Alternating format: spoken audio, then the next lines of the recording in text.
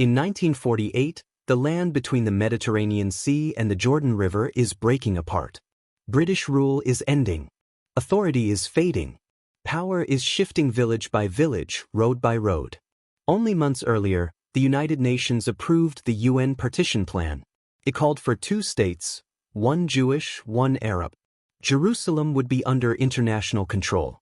On paper, the plan tried to separate 2 peoples. On the ground, it did the opposite.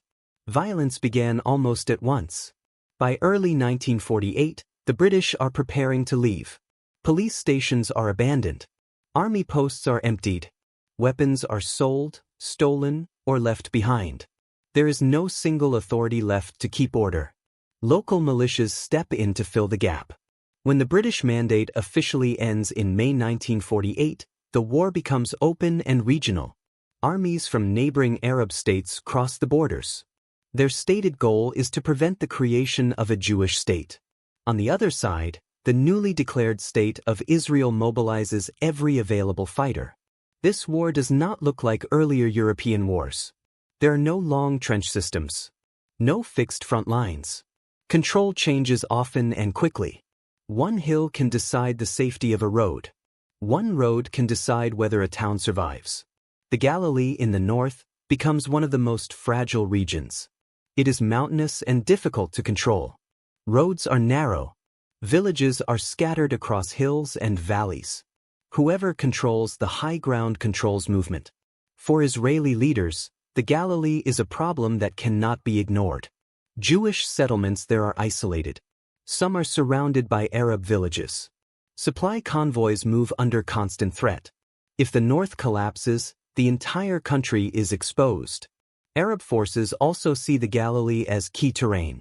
Holding it keeps pressure on Israeli settlements. It also opens routes toward the coast and central areas. On the Jewish side, the main military force is the Haganah. Before independence, it operated as an underground defense organization. By mid-1948, it is transforming into a national army. Units are reorganized. Training improves. Command structures become clearer. Weapons are still limited, but the situation is improving. Small arms come from Europe. Artillery and mortars begin to arrive. Commanders learn quickly, often through hard experience. On the Arab side, the picture is more divided. Regular armies from Egypt, Jordan, Syria, Iraq, and Lebanon are involved, but coordination is weak. Each state has its own goals. Communication is poor. In many areas, local forces act on their own. In the Galilee, one of the main fighting forces is the Arab Liberation Army.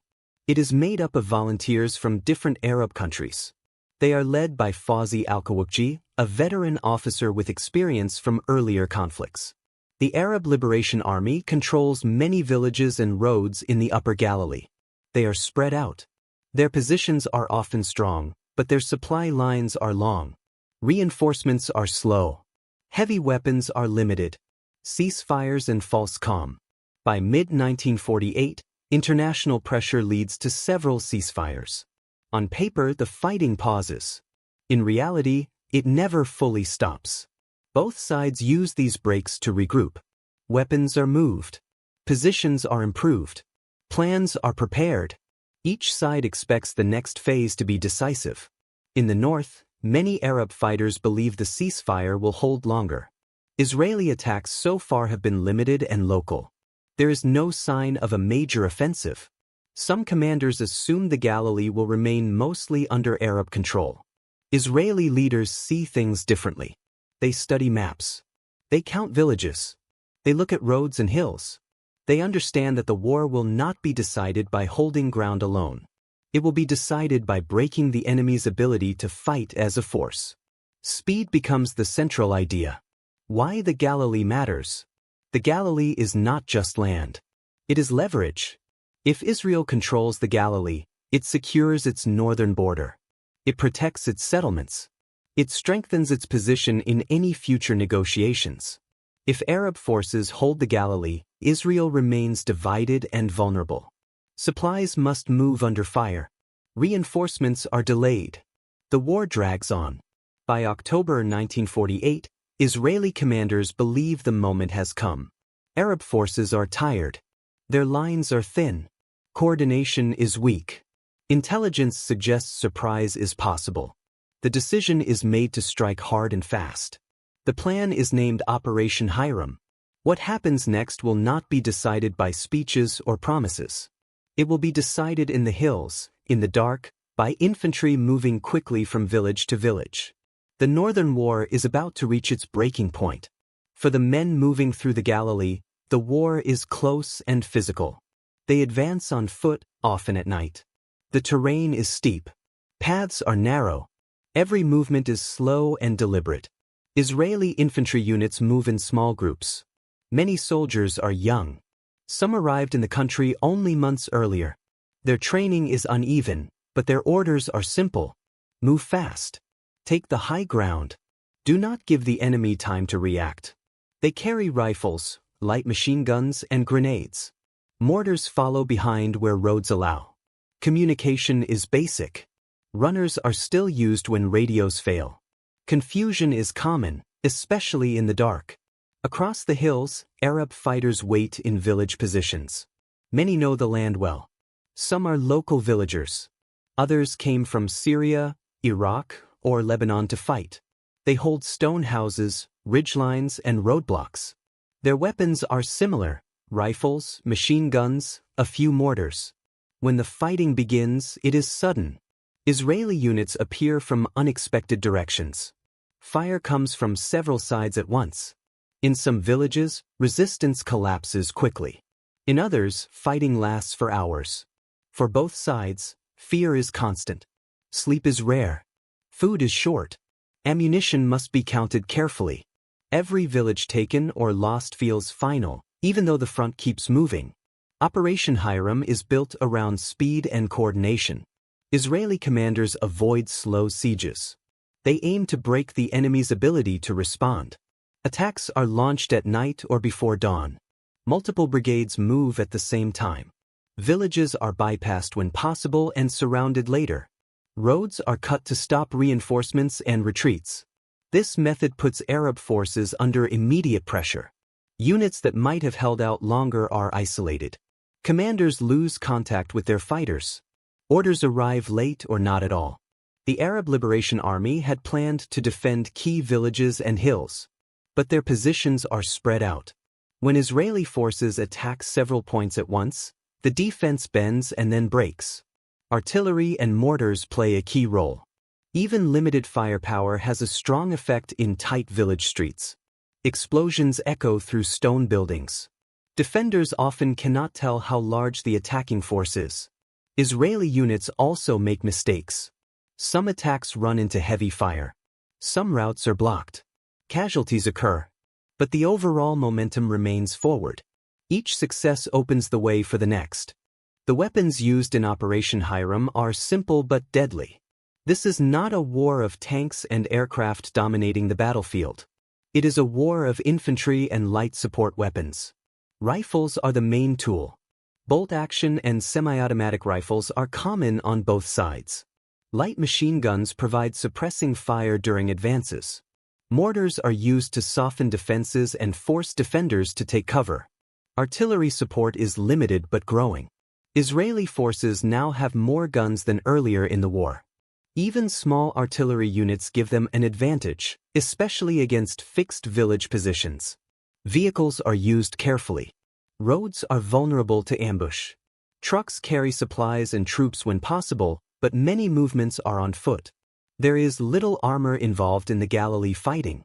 The terrain does not allow it. Control of hills and villages matters more than open ground. Technology does not decide the battle alone. How weapons are used, and when, matters more. Surprise, coordination, and timing turn basic equipment into a powerful force. Intelligence shapes Operation Hiram before the first shot is fired. Israeli commanders gather information from scouts, local sources, and intercepted communications. They build a picture of Arab positions and weaknesses. They learn where units are thin and where commanders expect no attack. Arab intelligence, by contrast, underestimates the scale of the coming operation. Many believe any Israeli action will be limited. The ceasefire has created a sense of false calm. This miscalculation is critical. When Israeli units attack across a wide front, Arab commanders struggle to understand what is happening. Some believe the attacks are raids, not a full offensive. Orders to withdraw or reinforce are delayed. Communication lines break down quickly. Radios fail. Messengers are intercepted or lost. Units act on outdated information. By the time the true scale of Operation Hiram becomes clear, many positions are already surrounded or abandoned. The fighting does not happen in empty land. Villages sit at the center of the battlefield. Civilians wake to gunfire and explosions. Families flee with what they can carry. Some hide in homes or nearby fields. Others move north toward the Lebanese border. Fear spreads faster than information. Rumors move from village to village. Each explosion feels closer than the last. Some villages are evacuated before Israeli forces arrive. Others are cleared during or after fighting. Homes are damaged. Fields are left behind. Livestock wanders unattended. For civilians, there is no clear front line. Safety can disappear in minutes. Decisions are made quickly, often in panic. The movement of civilians becomes one of the lasting outcomes of Operation Hiram. It changes the human map of the Galilee, not just the military one. At the top, Israeli commanders face constant decisions. How far to push? Which units to commit? When to pause and resupply? They know international pressure will return soon. Another ceasefire is likely. Time is limited. Arab commanders face a different problem. They must hold ground with limited resources and fading coordination. Each loss makes the next defense harder. Leadership during Operation Hiram is defined by speed. Those who act quickly shape events. Those who hesitate lose control. By the end of the operation, the balance in the north is no longer in doubt. The Galilee is slipping away. By October 29, 1948, the pace of the fighting has become relentless. Israeli units are no longer probing or testing defenses. They are advancing deep into the Upper Galilee. Roads that were contested only hours earlier are now under firm control. Villages that once anchored Arab positions fall one after another. The offensive does not slow. The key change comes from coordination. Several Israeli brigades move at the same time, across a wide area. This is not one battle. It is many battles happening together. Arab defensive lines are not broken in one dramatic moment. They unravel. A village holds for a few hours, then goes silent. A roadblock delays an advance, then is bypassed. A hill is defended until ammunition runs low, then abandoned. Each withdrawal creates a gap. Each gap exposes the next position. Arab commanders try to reorganize. Orders are sent to regroup farther north. But the speed of the Israeli advance makes this nearly impossible. Units that are supposed to fall back find their routes cut. Others retreat without contact with higher command. In several areas, fighters withdraw toward the Lebanese border. The decision is not always ordered. Often it is instinct. Survival becomes more important than holding ground. The northern front, which once stretched across hills and valleys, begins to shrink. The hardest fighting happens in and around villages. Stone houses provide cover, but they also trap defenders. Mortar fire forces fighters indoors. Israeli infantry move carefully, house by house, street by street. Some villages see brief but intense resistance. Machine gun fire echoes through narrow streets. Grenades explode behind walls. The fighting is close and dangerous. In other places, resistance collapses quickly. Defenders retreat as soon as Israeli units appear on the surrounding hills. The sight of multiple units advancing at once creates the impression of overwhelming force. This impression matters. Even when Israeli numbers are limited, their coordination creates pressure that spreads fear and confusion. Defenders cannot tell where the main attack is. Every direction feels threatened. By the end of the second day, control of much of the Upper Galilee has shifted. This method ensures control lasts. The Lebanese border itself becomes a line of escape rather than defense. Once crossed, many fighters do not return. The organized structure of Arab resistance in the Galilee begins to disappear. What remains are scattered groups with limited communication and no clear plan. 4 Israeli commanders. The results are now visible on the map. The Galilee is no longer a contested region. Supply routes open. Isolated settlements are connected. The northern border becomes defensible. More importantly, the threat of a coordinated Arab offensive from the north is removed. This changes the wider war. Israeli forces can now shift attention to other fronts. Resources are freed. Commanders gain confidence in their ability to plan and execute large operations. For Arab forces, the loss is severe. It is not only land that is gone. It is initiative. The belief that the war can still be turned in the north fades quickly. For civilians, the climax feels different. Entire communities are on the move. Families cross borders or scatter into nearby regions. Villages empty in days or even hours. The sounds of battle fade, replaced by silence and abandonment. Homes stand open. Fields go untended. The human landscape changes as fast as the military one.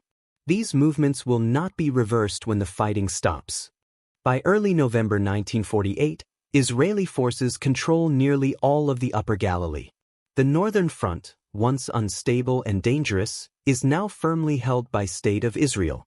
This changes everything. Isolated settlements are no longer isolated. Supply convoys move without constant escort. Commanders no longer have to plan every movement around the threat of ambush. Maps are redrawn. What had been disputed territory is now under one side's control. For Israeli leadership, this is more than a battlefield success. It is a strategic turning point. The north is secure. The risk of a large-scale Arab push from Lebanon or Syria into the Galilee is effectively gone. For Arab forces, the aftermath is marked by loss and disorganization. The Arab Liberation Army no longer exists as a fighting force in the Galilee. Units are scattered. Some fighters retreat into Lebanon. Others blend into civilian populations or return to their home countries. There is no organized counteroffensive. Arab regular armies elsewhere in the region take note. The defeat in the north shows how quickly momentum can shift. It also exposes the cost of poor coordination and slow decision-making. From this point forward, Arab strategy becomes more defensive. Holding remaining positions matters more than retaking lost ground. The initiative has changed hands. Precise casualty numbers from Operation Hiram are difficult to confirm, as was common in 1948. What is certain is that both sides suffer losses. Israeli units report killed and wounded during village fighting and night advances. Arab fighters suffer heavier losses, especially during rapid retreats and encirclements. Civilians pay a different price. Many villages in the Upper Galilee are emptied during or after the operation. Some residents flee during the fighting. Others leave when it becomes clear that control has changed permanently. Homes are left behind. Fields are abandoned. Personal belongings remain where they were dropped. These movements are not temporary. Displacement and long-term impact. The civilian displacement caused by Operation Hiram becomes part of a much larger pattern in the 1948 war. Families cross into Lebanon or move to other parts of the region. Refugee camps begin to grow. What starts as flight from battle turns into long-term exile. For those who remain, life changes quickly. New authorities take control. Old systems disappear. The social structure of the Galilee is transformed. These changes are not the result of one decision or one order. They are the outcome of fast-moving military events, fear, and uncertainty. Once people leave, return becomes unlikely. The success of Operation Hiram strengthens Israel's position in upcoming ceasefire negotiations. Control on the ground matters more than claims on paper. By holding the Galilee, Israel enters later talks with a stronger hand.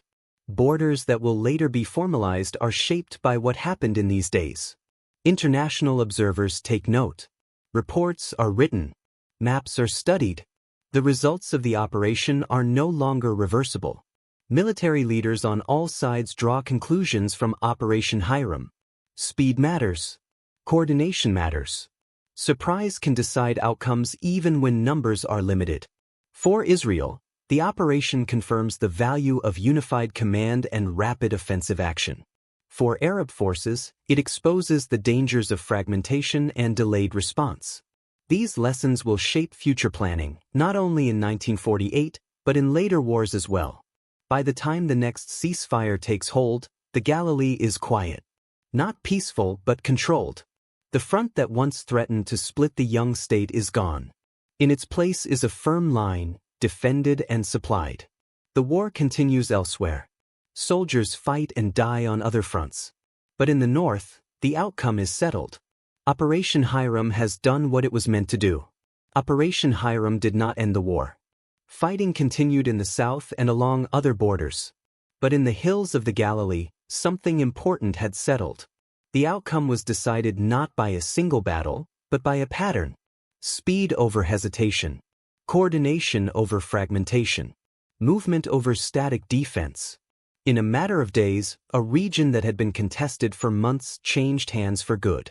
The operation showed how modern war was beginning to change.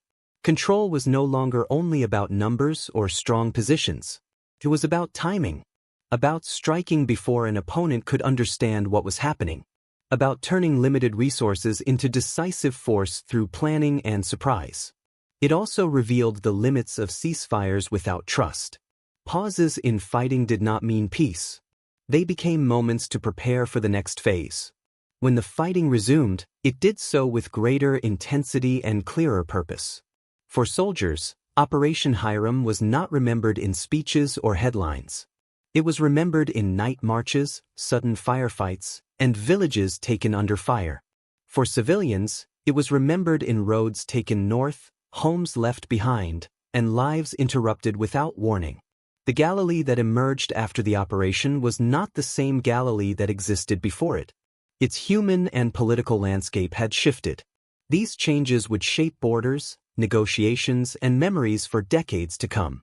Operation Hiram also reminds us of something quieter but lasting. In war, outcomes are often decided before they are fully understood. By the time leaders and diplomats speak, the reality on the ground has already hardened. Maps follow movement. Agreements follow control. In late October 1948, that control was decided in the dark, on narrow roads and steep hills, by infantry moving fast and commanders acting without delay. The guns eventually fell silent. The war moved on. But in the north, the question had been answered. Not by words, by action. History is not shaped only by famous speeches or final agreements. It is shaped in moments like these, when decisions are made quickly and their effects last for generations. Operation Hiram is one of those moments. If this documentary helped you understand how a few days in October 1948 changed the fate of an entire region, stay with the story. There are many more moments like this. Battles decided in silence, operations planned in secret, and outcomes that still shape the world today. Subscribe to this channel for historically accurate, cinematic documentaries about modern wars. Like the video if you value careful research and clear storytelling. Share it with others who want to understand history as it truly unfolded. And if there is a battle, operation, or war you want explored next, leave it in the comments. The story of modern conflict is not finished. It continues, one decision at a time.